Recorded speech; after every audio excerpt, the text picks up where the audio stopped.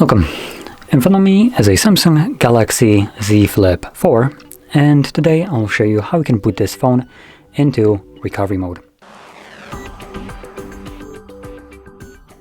Now to get started, you will need to grab a cable that can plug into your computer. It is a requirement for this, and all you really need to do is just plug it in. There we go. Now, we don't need to allow any kind of data transfer or anything like that.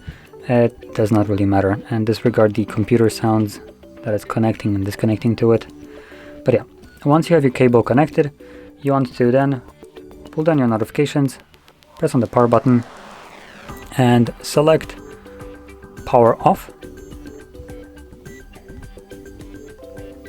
And once the phone turns off, you want to hold power key and volume up. So power key, volume up.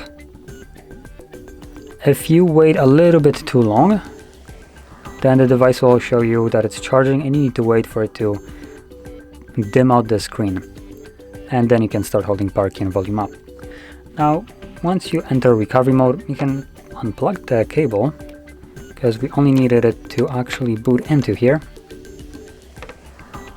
Now, in this mode, you will need to use the volume keys to navigate through the options, as you can see, and power key will be used to confirm whatever is selected.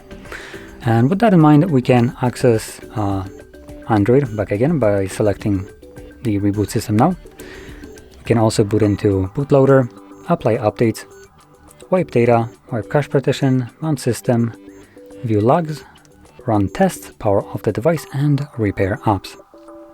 So that's basically all we have right here.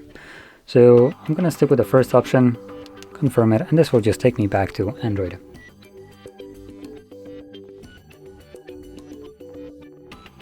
And as you can see, we are now back in Android. So if you found this very helpful, don't forget to hit like, subscribe, and thanks for watching.